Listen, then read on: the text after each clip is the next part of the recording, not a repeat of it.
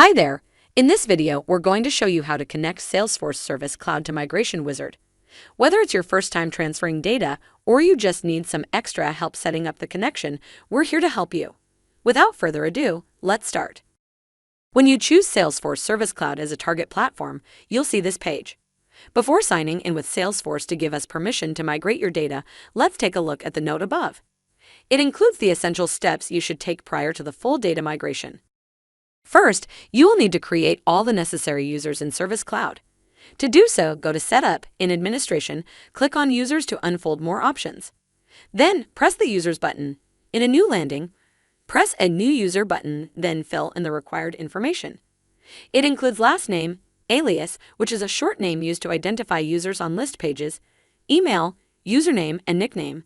Note that users must be created with the same email as in the Source Help Desk. Select the role for the user and set a license to Salesforce. Choose Profile and don't forget to check the box that says Active. Fill in the other fields marked red, including locale and approver settings, and then hit Save to add a new user. All agents must have permission to modify all data.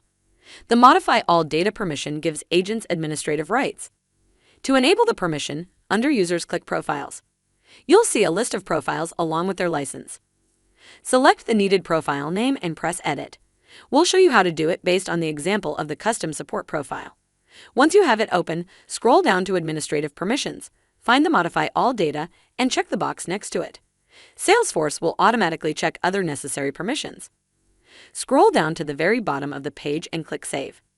This permission has to be active across the migration only. You can change permission sets once you have all the data in your Service Cloud. Moreover, you'll have to check if all agents are assigned to the profile which has the permission to modify all data. If at least one agent involved in the migration process has a different license and profile, the tickets might not get assigned properly. To check this, click on the Users button under the Users tab. There you will see all users and profiles assigned to them. For example, Aidan Morrison has a custom support profile assigned to him. This is the profile that we granted permission to modify all data a few seconds ago. Additionally, make sure you've disabled triggers, validation rules, and workflows in Salesforce. The latter is needed to prevent the system from sending out automatic email updates during import. To turn off workflow, go to Setup. Under Platform Tools, find Process Automation and unfold the Workflow Actions tab. Then go to Workflow Rules and disable all rules to avoid automatic email updates. However, keep in mind that if you haven't created any workflow rules yet, you can skip this step. Now, let's focus on triggers. They should be deactivated to prevent them from modifying other records or their structure. Go to Setup, under Platform Tools, click Custom Code, and then Apex Triggers.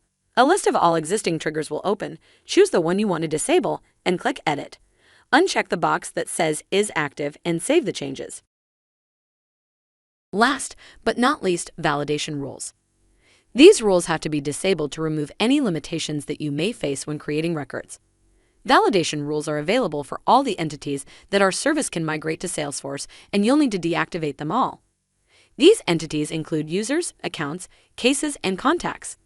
Go to Setup and click on the Object Manager. From the list of objects, choose the one you want to disable. We'll take Account as an example. Scroll down till you see Validation Rules and press on that button. You'll see a list of existing rules. Click on the one you want to disable and hit Edit. Similarly to triggers, uncheck the box with the active condition and save the changes. The process is identical for other objects. If something wasn't clear enough or you'd like to get into more details, feel free to browse our Help Center or contact our support team for help. Note that if you want to use the Salesforce Sandbox instance, you should check this box.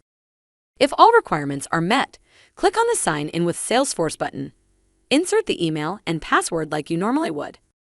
That's it. Now you can proceed to the next steps of the migration. Thank you for watching the video, and we'll see you next time.